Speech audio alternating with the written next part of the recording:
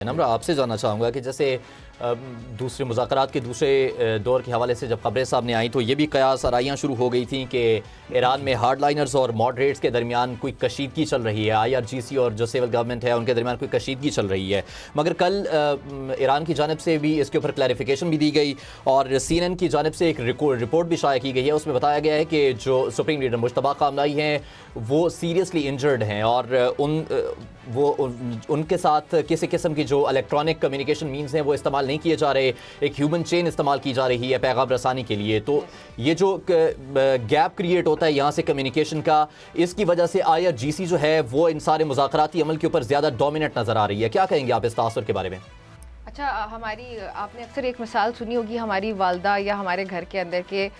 5 बहन भाई भी अगर है ना तो वो एक दूसरे से मुख्तलिफ होते हैं। 2 बहन भाई हैं वो एक दूसरे से मुख्तलिफ होते हैं, एक बिहेवियर अलग होता है, हर चीज़ मुख्तलिफ होती है, तो वो भी कभी एक पेज पे नहीं आ सकते। अभी मैं पाकिस्तान की अगर मिसाल दूँ, हमारी एक मशहूर पॉलिटिकल पार्टी है पाकिस्तान तहरीक-ए-इंसाफ। अभी रिसेंटली इसी हफ्ते हमने देखा कि ये उनके एक बैरिस्टर सलमान सफदर वो बाहर आए, उन्होंने आके कहा कि इमरान खान के पैगाम के मुताबिक इस्तीफ़ा दे देना चाहिए कौमी असम्बली से पाकिस्तान तहरीक-ए-इंसाफ को। लेकिन उसी जमात से वापस कुछ लोग बाहर आए, उन्होंने कहा कि इस्तीफ़ा देना चाहिए, इमरान खान का ऑर्डर है। दूसरे सामने उन्होंने कहा नहीं भाई, हमें ये इस्तीफ़ा नहीं देना चाहिए क्योंकि डायरेक्ट ऑर्डर मौसूल नहीं हुआ। यानी कि कुछ लोग हैं जो चाहते हैं कि एहतजाज के जरिए आगे बढ़ा जाए और कुछ लोग ऐसे जो चाहते हैं कि नहीं, मुज़ाकरात के जरिए या पार्लियामान के अंदर रहते हुए अपनी बात मनवा लेनी चाहिए और दूसरे की सुन लेनी चाहिए।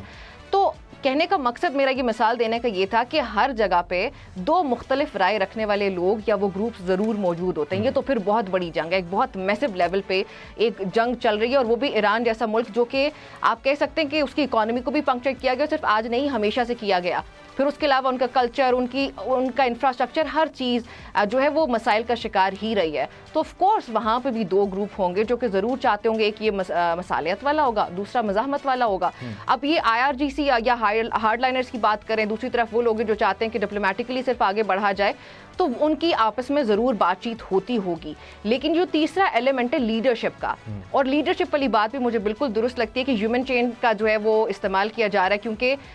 थ्रेट्स इस तरह के हैं जहाँ पे वो कोई मीडियम अदरवाइज यूज़ नहीं कर सकते, कोई इलेक्ट्रॉनिक मीडियम तो बिल्कुल भी यूज़ नहीं कर सकते। उसमें ज़रूर मुझे ये लगता है कि गैप है और शायद वो गैप की वजह ही ऐसी है कि जहाँ पे ये भी यहाँ पे तितर बितर हमें उनकी लीडरशिप नज़र आती है